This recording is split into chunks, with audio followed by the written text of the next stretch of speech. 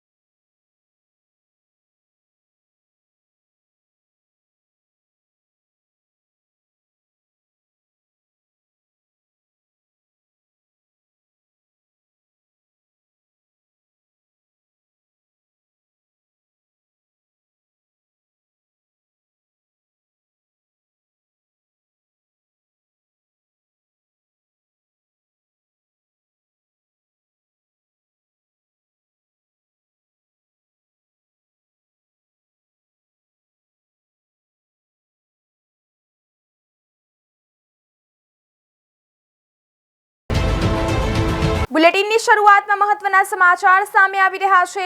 ડાંગ જિલ્લામાં આવી પહોંચી મેઘસવારી। હવામાન વિભાગ મુજબ ડાંગ જિલ્લામાં વરસાદ વરસ્યો તો ગિરિમથક સાપુતારામાં પવન સાથે વરસાદનું આગમન। તો સમગ્ર ડાંગ જિલ્લામાં વરસાદી માહોલ જામ્યો। તો સાપુતારા તળેટીના ગામો ચીચપાડા તેમજ ગલકુંડ વિસ્તારમાં ધોધમાર વરસાદ વરસ્યો। તો ડાંગ જિલ્લામાં આવી પહોંચી મેઘસવારી। હવામાન વિભાગ મુજબ ડાંગ જિલ્લામાં વરસાદની આગાહી કરવામાં આવી હતી। તો ગિરિમથક સાપુતારામાં પવન સાથે વરસાદનું આગમન થયું। તો સમગ્ર ડાંગ જિલ્લામાં વરસાદી માહોલ જામ્યો છે। તો સાપુતારાના તળેટીના ગામો ચીચપાડા તેમજ ગલકુંડ વિસ્તારમાં ધોધમાર વરસાદ વરસ્યો। બીજી તરફ સમાચાર સામે આવી રહ્યા છે સુરેન્દ્રનગરથી। સુરેન્દ્રનગર શહેરમાં અચાનક વાતાવરણમાં પલટો આવ્યો તો ભારે પવન સાથે મેઘરાજાનું આગમન થયું। તો સુરેન્દ્રનગર વઢવાણ રોડ પર હળવા વરસાદી ઝાપટા। તો આખો દિવસ ભારે ગરમી અને ઉકળાટ બાદ અચાનક વાતાવરણમાં પલટો આવ્યો હતો। તો ભારે પવન ફૂંકાયો અને ધૂળની ડમરીઓ ઉડી હતી। તો તેજ પવનના કારણે અનેક વિસ્તારોમાં વીજળી ગુલ તો આકાશમાં કાળા દિબાંગ વાદળોથી ઘેરાયું। તો અનેક વિસ્તારોમાં વરસાદી ઝાપટા થયા। તો સુરેન્દ્રનગર શહેરમાં અચાનક વાતાવરણમાં પલટો, ભારે પવન સાથે મેઘરાજાનું આગમન। સુરેન્દ્રનગર વઢવાણ રોડ પર હળવા વરસાદી ઝાપટા। તો આખો દિવસ ભારે ગરમી અને ઉકળાટ બાદ અચાનક વાતાવરણમાં પલટો જોવા મળ્યો। તો ભારે પવન ફૂંકાયો અને ધૂળની ડમરી ઉડી તેમજ તેજ પવનના કારણે અનેક વિસ્તારમાં વીજળી ગુલ તો આકાશ કાળા દિબાંગ વાદળોથી ઘેરાયું। તો અનેક વિસ્તારોમાં વરસાદી ઝાપટા જોવા મળ્યા। રાજ્યની શાળાઓમાં ચાલુ મહિનાથી નવા શૈક્ષણિક સત્રની શરૂઆત થવાની છે। ત્યારે વિદ્યાર્થીઓ વાલીઓએ સ્કૂલ ડ્રેસ, બુક તેમજ બૂટ, પુસ્તક સહિતની સામગ્રી ખરીદવાની પ્રક્રિયા હાથ ધરી દીધી છે।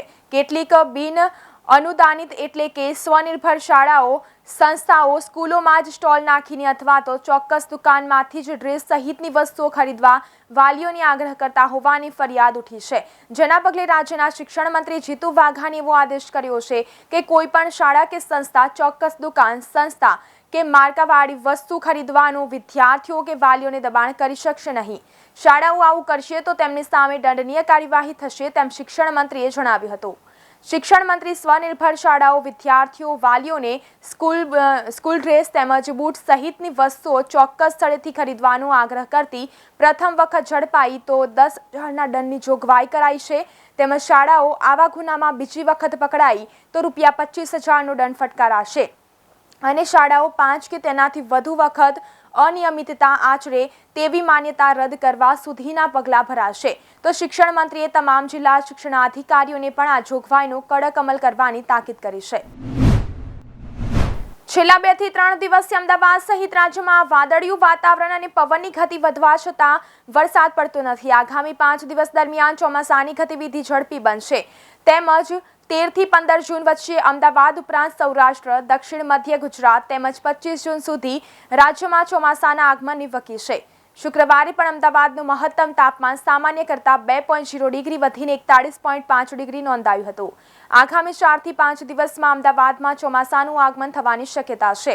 દક્ષિણ પશ્ચિમથી પશ્ચિમના પવનોને કારણે રાજ્યમાં વાદળિયા વાતાવરણ વચ્ચે પવનોની ઝડપી વધી છે તેમજ સૌરાષ્ટ્ર અને દક્ષિણ ગુજરાતના કેટલાક વિસ્તારોમાં પ્રી મોન્સૂન એક્ટિવિટીના ભાગરૂપે ઝાપટાથી હળવો વરસાદ પડ્યો છે 2 થી 3 દિવસમાં રાજ્યમાં પવનની દિશા બદલાઈને દક્ષિણ પશ્ચિમી પવનો શરૂ થશે જેની અસરથી વાદળોનું પ્રમાણ વધવાની સાથે વાતાવરણ ઉપરના લેવલમાં ભેજનું પ્રમાણ વધવાથી 13 જૂનની આસપાસ રાજ્યમાં ચોમાસું પ્રવેશવાની શક્યતા છે ગુજરાત માધ્યમિક ઉચ્ચતર માધ્યમિક શિક્ષણ બોર્ડ દ્વારા ધોરણ 12 સામાન્ય પ્રવાહની પરીક્ષાના પરિણામ સહિતની વિગતો 13મી જૂને શાળાઓ સુધી પહોંચાડવા માટેની જિલ્લા શિક્ષણાધિકારીએ લેખિતમાં સૂચના આપી દીધી છે ગુજરાત માધ્યમિક અને ઉચ્ચતર માધ્યમિક શિક્ષણ બોર્ડે ગાંધીનગરના નાયબ પરીક્ષા નિયામક ડોક્ટર અવનીબા મોરીએ રાજ્યના તમામ જિલ્લા શિક્ષણાધિકારીઓને માટે પરિપત્ર કર્યો છે જેમાં જણાવવામાં આવ્યું છે કે ધોરણ 12 સામાન્ય પ્રવાહનું પરિણામ 4 જૂન 2022 શનિવારના દિવસે જાહેર કરાયું છે આ પરિણામ માર્કશીટ પ્રમાણપત્ર સહિતનું સાહિત્ય પહોંચાડવા 12મી જૂન રવિવારના રોજ બોર્ડના પ્રતિનિધિ આપના જિલ્લામાં આવનાર છે તે સ્વીકારીને સલામત સ્થળે ઉતારવા માટેની વ્યવસ્થા કરશો તેમજ તથા આપના માર્ગદર્શન હેઠળ 13મી જૂન 2022ના રોજ સવારે 10 થી સાંજના 4 દરમિયાન આપના જિલ્લાની ઉચ્ચતર માધ્યમિક શાળાઓને વ્યવસ્થિત રીતે પરિણામનું વિતરણ કરવાની વ્યવસ્થા કરવા યોગ્ય કાળજી લઈને કામગીરી સમય મર્યાદા પૂર્ણ કરવા માટે વિનંતી છે એ પછી શાળાઓ તેમના વિદ્યાર્થીઓને આ પ્રમાણપત્રો પહોંચતા કરશે સાઉથ વેસ્ટ મોન્સૂન હાલ કોંકણ ગોવા સુધી પહોંચી ગયું છે આગામી 1-2 દિવસમાં મુંબઈ સાથે મહારાષ્ટ્રમાં ચોમાસાનું આગમન થશે સંભવતઃ 15 જૂને સુરત સહિત દક્ષિણ ગુજરાતમાં ચોમાસું બેસવાની શક્યતા છે 15 જૂને ચોમાસાના આગમન પૂર્વે શહેર જિલ્લામાં કેટલાક વિસ્તારોમાં પ્રી મોન્સૂન ગતિવિધિ જોવા મળી શકે છે શુક્રવારે સાપુતારામાં પવન સાથે વરસાદ અને સૌરાષ્ટ્રમાં પ્રી મોન્સૂન એક્ટિવિટી થઈ ગઈ છે આગામી 5 દિવસમાં આકાશ વાદળછાયું રહેવાની શક્યતા છે જેમાં શહેરમાં 11 થી 13 જૂનના રોજ મહુવા માંગરોળ ઉમરપાડાના કેટલાક વિસ્તારોમાં હળવા વરસાદની સંભાવના છે હવામાં ભેજનું પ્રમાણ જળવાઈ રહેશે તેમજ દક્ષિણ પશ્ચિમી પવનો સરેરાશ 14 થી 16 કિલોમીટરની ઝડપે રહેવાની શક્યતા છે હવામાન વિભાગના જણાવ્યા અનુસાર શુક્રવારે શહેરનું મહત્તમ તાપમાન 34.8 ડિગ્રી અને લઘુત્તમ તાપમાન 28.2 ડિગ્રી નોંધાયું હતું સમાચારોમાં આગળ વાત કરીએ ચાલુ વર્ષે શીંગ તેલ કપાસિયા તેલ પામ તેલ સહિતના ખાદ્ય તેલોના ભાવમાં એક ધારો વધારો થઈ રહ્યો છે સતત વધતા ભાવના કારણે ઘરના માસિક બજેટમાં પણ મોટો તફાવત ઊભો થયો છે ખાદ્ય તેલના વેપારીઓ અને ઉત્પાદકો સાથે વાતચીત કરતા જાણવા મળ્યું કે ખરીદીની પેટર્નમાં થયેલા ફેરફારના કારણે લોકોને તેલના ભાવમાં થતા વધારાની અસર વધુ દેખાય છે અગાઉ લોકો બલ્કમાં એટલે કે 1 વર્ષનું તેલ એકસાથે લઈ લેતા હતા તેની સાથે અત્યારે મહિને અને નાના પેકિંગમાં તેલ વધુ વેચાય છે આ રીતે ખરીદી કરવાથી ગ્રાહકોને વાર્ષિક 15 થી 20% બચત થઈ શકે છે તેમજ કનેરિયા ઓઇલ ઇન્ડસ્ટ્રીઝના મેનેજિંગ ડિરેક્ટર સુરેશ કનેરિયાએ જણાવ્યું હતું કે અગાઉ લોકો સંયુક્ત કુટુંબમાં રહેતા હતા ઘઉં ચોખા અને મસાલાની જેમ આખા વર્ષ માટે તેલની ખરીદી થઈ જતી હતી સામાન્ય રીતે નવેમ્બર-ડિસેમ્બરમાં સિંગ તેલ સહિતના તેલીબિયાંની આવકો સારી હોય છે અને પ્રોડક્શન પણ વધારે થતું હોય છે આના કારણે આ ગાળામાં ખાદ્ય તેલની ખરીદી ઘણી સસ્તી પડે છે કેન્દ્રીય ગૃહમંત્રી અમિત શાહ 10 જૂનથી 12 જૂન 3 દિવસ ગુજરાતના પ્રવાસે છે જેઓ આજે દીવ ખાતે ઉપસ્થિત રહેશે અમિત શાહ દીવ પ્રવાસ દરમિયાન વેસ્ટર્ન રિજિયનની સુરક્ષા બેઠકમાં ભાગ લેનાર છે ત્યારબાદ તેઓ 12 જૂને આણંદ કૃષિ યુનિવર્સિટીના કાર્યક્રમમાં હાજરી આપશે તે બાદ ગાંધીનગર જશે અને ગાંધીનગર મનપા અને GUDAના કાર્યક્રમમાં હાજરી આપશે તેમજ અમિત શાહ 200 કરોડથી વધુના વિકાસ કાર્યોનું તેમજ અમદાવાદના શેલામાં નવા તળાવનું લોકાર્પણ કરનાર છે અમિત શાહ ₹280 કરોડના કામોનું લોકાર્પણ અને ખાતમુહૂર્ત કરનાર છે જેઓ આવતીકાલે રવિવારે ગાંધીનગરના મહાત્મા મંદિર ખાતે કાર્યક્રમમાં હાજર રહેશે ત્યારબાદ ગાંધીનગર લોકસભા ક્ષેત્રના વિકાસ કાર્યોનું ખાતમુહૂર્ત લોકાર્પણ કરશે ઉપરાંત મનપા હસ્તકના 198 કરોડના કામોનું લોકાર્પણ ખાતમુહૂર્ત કરશે તેઓ 81 કરોડના પ્રોજેક્ટને લીલી ઝંડી આપશે અને 138 જેટલા આવાસનો ડ્રો ગૃહમંત્રી હસ્તે કરવામાં આવશે તેમ સૂત્રોએ જણાવ્યું હતું પશ્ચિમ રેલવે NTPC પરીક્ષાર્થીઓની સુવિધા માટે અમદાવાદથી ઇન્દોર ભાવનગરથી બાંદ્રા ટર્મિનસ અને સુરત માટે પરીક્ષા વિશેષ ટ્રેનો દોડાવાશે પશ્ચિમ રેલવે અમદાવાદથી ઇન્દોર અને ભાવનગરથી બાંદ્રા ટર્મિનસ માટે તેમજ ભાવનગરથી સુરત માટે પરીક્ષા વિશેષ ટ્રેન દોડાવાશે. આ પરીક્ષા વિશેષ ટ્રેન માટે ટિકિટ બુકિંગ 12 જૂન 2022થી શરૂ કરવામાં આવશે. તેમજ પશ્ચિમ રેલવે એનટીપીસીના દ્વિતીય સ્તરના વિદ્યાર્થીઓની સુવિધા માટે અમદાવાદથી ઇન્દોર, ભાવનગરથી બાંદ્રા ટર્મિનસ અને સુરત માટે પરીક્ષા સ્પેશિયલ ટ્રેનો દોડાવવાનો નિર્ણય લીધો છે. અમદાવાદના મંડળ રેલવે પ્રવક્તાએ વિશેષ ટ્રેનોની માહિતી આપતા જણાવ્યું હતું કે આ પરીક્ષા વિશેષ ટ્રેનો વિશેષ ભાડા સાથે દોડાવવામાં આવશે. જનરલ કોચ માટે પણ અનરિઝર્વ ટિકિટ આપવામાં આવશે, જેનું ભાડું મેલ એક્સપ્રેસ ટ્રેનના જનરલ કોચ જેટલું હશે. ઓઇલ કંપનીઓ દ્વારા પેટ્રોલ અને ડીઝલની નવી રેટ લિસ્ટ જાહેર કરવામાં આવી છે. 11 જૂન શનિવારના રોજ દિલ્હીમાં ઇન્ડિયન ઓઇલના પેટ્રોલ પંપ પર પેટ્રોલની કિંમત 96.72 રૂપિયા પ્રતિ લીટર છે. તે જ સમયે ડીઝલ 89.62 રૂપિયા પ્રતિ લીટરના ભાવે વેચાઈ રહ્યું છે. તેવી જ રીતે દેશની આર્થિક રાજધાની માં પણ પેટ્રોલ 111.35 રૂપિયા અને ડીઝલ 97.28 રૂપિયા પ્રતિ લીટર પર સ્થિર છે. આ સતત 20મો દિવસ છે જ્યારે પેટ્રોલ અને ડીઝલના ભાવમાં કોઈ ફેરફાર કરવામાં આવ્યો નથી. ભાવ વધશે, જો કે આગામી દિવસોમાં પેટ્રોલ અને ડીઝલના ભાવમાં મોટો વધારો થઈ શકે છે.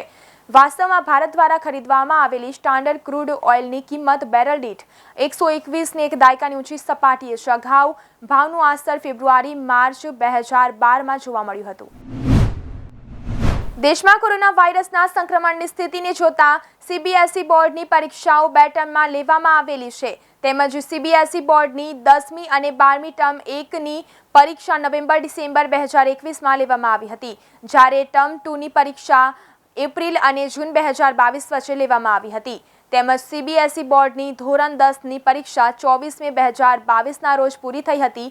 બીજી તરફ સીબીએસઈ બોર્ડની ધોરણ 12ની પરીક્ષા 15 જૂન 2022ના રોજ સમાપ્ત થશે. સીબીએસઈ બોર્ડનું પરિણામ 2022 જુલાઈમાં જાહેર થવાની ધારણા છે. તેમજ સીબીએસઈ બોર્ડ ટર્મ 2નું પરિણામ ઓફિશિયલ વેબસાઇટ પર અપલોડ કરવામાં આવશે. તેમજ દર વર્ષની જેમ આ વર્ષે પણ સીબીએસઈ બોર્ડ પરીક્ષાના પરિણામો સત્તાવાર વેબસાઇટ પર જાહેર કરવામાં આવશે. વિદ્યાર્થીઓ SMS કોલ તેમજ IVRS અથવા ડિજીલોકર દ્વારા પણ સીબીએસઈ પરિણામ 2022 જોઈ શકે છે. જો કે સીબીએસઈ ટર્મ 1ની પરીક્ષાના પરિણામો શાળાઓને મોકલવામાં આવ્યા હતા.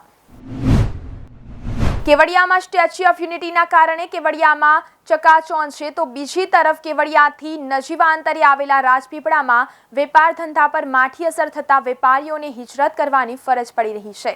વેપારીઓનું કહેવું છે કે અંકલેશ્વરથી રાજપીપળા સુધી રેલવે લાઇન નાખવામાં આવી છે, પરંતુ કેવડિયાને રેલમાર્ગે વાયા વડોદરા સાથે જોડી દેવાતા રાજપીપળામાં વેપાર ધંધાની અસર પડી છે.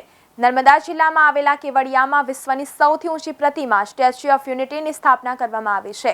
સ્ટેચ્યુ ઓફ યુનિટીના કારણે કેવડિયા અને રાજપીપળામાં રોજગારી વધશે તેવા દાવાઓ કરવામાં આવી રહ્યા છે, પરંતુ કેવડિયામાં વધેલી ચકાચોંધ વચ્ચે રાજપીપળાના વેપારીઓને હિજરત કરવાની ફરજ પડી રહી છે અને તેનું કારણ છે કે રેલવે વિભાગ અંકલેશ્વર અને રાજપીપળા વચ્ચેની નેરો ગેજ લાઇનને 800 કરોડ રૂપિયાના ખર્ચથી બ્રોડગેજમાં પરિવર્તિત કરી દેવામાં આવી છે. તો બુલેટિનમાં અત્યારે બસ આટલું જ. વધુ સમાચાર જોવા માટે જોતા રહો અરવલ્લી સમાચાર, એટલે તમારો વિસ્તાર, તમારી વાત.